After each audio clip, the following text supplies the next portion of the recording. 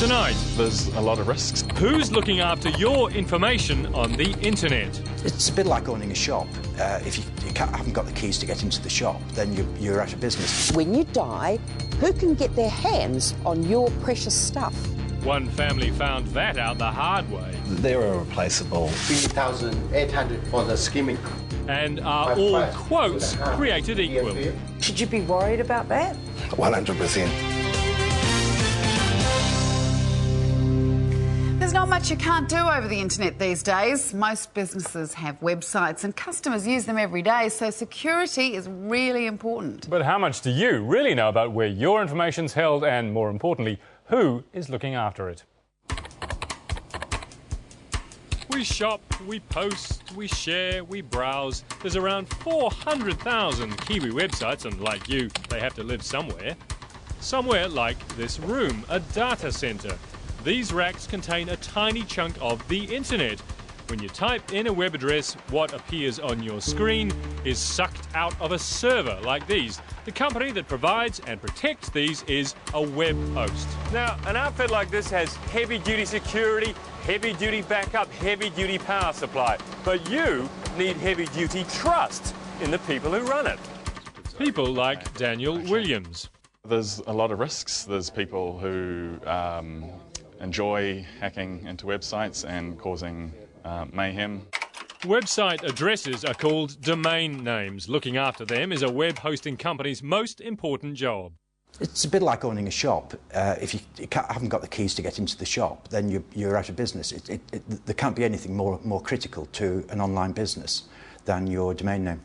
Stan Moffat and his clients were hosted by Christchurch company 24/7 Hosting and Web Design. Exceptionally bad. I really can't put into words just how awful they've treated me in the last 6 or 7 weeks. Creating and maintaining websites is Stan's bread and butter. He says he didn't have the domain access he needed to do that. Which effectively meant that my clients were out of business for that period, I was out of business for that period, and a domain name is exceptionally important to an online business, and it's absolutely critical that you have access to it and easy access to it, and this just wasn't the case of 24/7. I just simply could not get hold of them for 6 weeks. Now, one of the bedrock rules of the web hosting game is that clients control their domain name. Stan says he didn't. There isn't anything more important in a website than your domain name. It's who you are. It's what you are. And if you can't access it, you might as well throw the keys to your shop away. And you couldn't access yours? In no shape or form. Totally unprofessional. Totally unprofessional. I've got to the point now where I don't believe a word they say. SeniorNet Bayswater used to have its website with 24/7 Hosting too. It does computer classes, and 24/7 offered to sell it some iMac computers. 2 months and nearly $6,000 later, no iMacs, no refund. Can you afford to lose nearly $6,000? No way, no way. We're struggling to keep going. So a $6,000 loss could totally wipe you out. Oh, it could, yes, it could. Both Ken and Stan say it's been a nightmare to get information from 24/7 Hosting. It's part of Caleb Technologies, run by Caleb Finley. Or is it Caleb Carrington? And this is odd. The design and wording of the 24/7 Hosting site is astonishingly similar to this site for American company TMD Hosting. I contacted them and asked what they thought.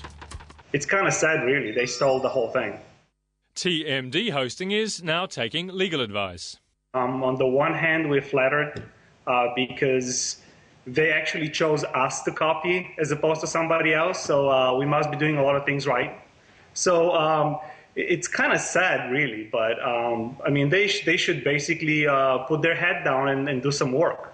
It's very easy to steal somebody else's work. It's not so easy to be creative. Web hosting's a pretty freewheeling sort of game, but there are rules and there is a policeman of sorts. Well, yes. I mean, I suppose in a lot of ways, me and my team make sure that everybody involved is protected. The Sheriff of all things .nz says ideally her services aren't needed, but she has rules and she can enforce them. If we have to crack heads, we will. And are you cracking heads at 24/7 Hosting? No, we're just talking to them about some issues that have come up just recently. We're in good dialogue with them. Good dialogue. Wish I could say the same. Indeed. First, some good news, though. On Monday, Ken Curnow and SeniorNet received 4 new iMac computers. 24/7 hosting apologises, says the whole mess was Courier Post's fault.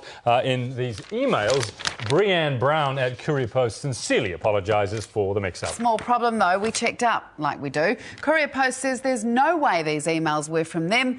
And Breanne Brown, well, she doesn't exist. We think this email trail is fake and Courier Post is utterly blameless. 24/7 hosting says it'll investigate. Gordon, have you talked to this guy at all? No, it's all been through the lawyer. And is he Caleb Finlay or Caleb Carrington? Look, I wish I knew. Yesterday, Caleb Carrington was apparently his father. Today, it seems to be it was a legal name change. I just can't clarify. It's a mystery. And what about this issue of the so-called stolen website design? Well, he says it's apparently all done without his knowledge and the fault of a web designer. We'll see. As for Stan Moffat's complaint, Caleb says it's not true and an attempt to destroy the 24/7 hosting brand. He's always been able to log into his client area. 24/7 hosting apologises to Stan but did everything in its power to help.